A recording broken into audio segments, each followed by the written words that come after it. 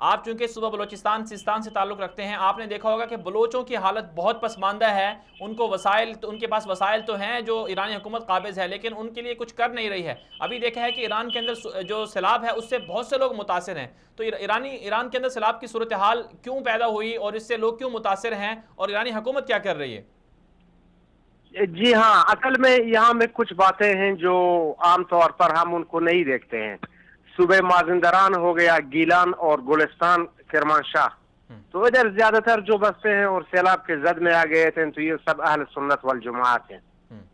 खुजिस्तान में और अहवाज में ये अरब हैं। तो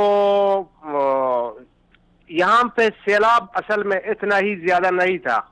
अगर आप अखबारात को देख लें या नोट करें, कई जगहों से सड़कों को सिपाही पासदारान ने धमाके के जरिए उड़ा दिया ताकि वो पानी जो इस तरफ फंसा हुआ है थोड़ा दबाव कम हो जाए। लेकिन वजह ये नहीं था, वजह ये था ताकि सैलाब का हद से ज्यादा दिखाया जाए, ताकि हो सकता है अमेरिकी ये पाबंदियां न लगाए और सैलाब की वजह से थोड़ा सा वो हो जाए जो कि नहीं हुआ, उनके हक में नहीं हुआ। अगर आप देखेंगे ये वीडियोज में या दूसरी जगहों में, खुजिस्तान में, अहवाज में, तो लोग सिपाही पासदारान के साथ लड़ रहे हैं कि तुमने क्यों ये सड़कों को तोड़ के पानी को हमारे गांव के अंदर आपने आने दिया। और इसके जिम्मेदार भी, ये सैलाब के जिम्मेदार भी वही सिपाही पासदारान ही है। कुदरती तौर पर जंगलात थे उधर, मादन, पत्थर, मिट्टी, ये सब को इंजीनियरिंग के बगैर सिपाही पासदारान ही ने निकाल कर मुल्क के बाहर और अंदर भी भेजा था। और जेर जमीन पानी के जखायर भी कम हुए थे।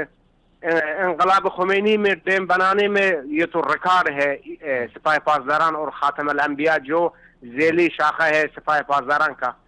तो ये डैम सारे बन गए, तो इनका पानी सिर्फ वही जनरलों, कर्नलों और बड़े शियों के मौलवी और आयतुल्लाहों के लिए जो ज़राअत के शोबे में बड़े पैमाने पर थे, तो ये पानी उन्हीं को दिया गया और इंजीनियरिंग के बगैर था। तो सैलाब आ गया, तो सैलाब आता है, जब आता है तो फिर बाद में वो अपना रास्ता खुद बनाता है। बिल्कुल तो अब सैलाब के हवाले से जी हाँ, सिपाही पासदारान ही जिम्मेदार है, लोग समझते हैं अंदर।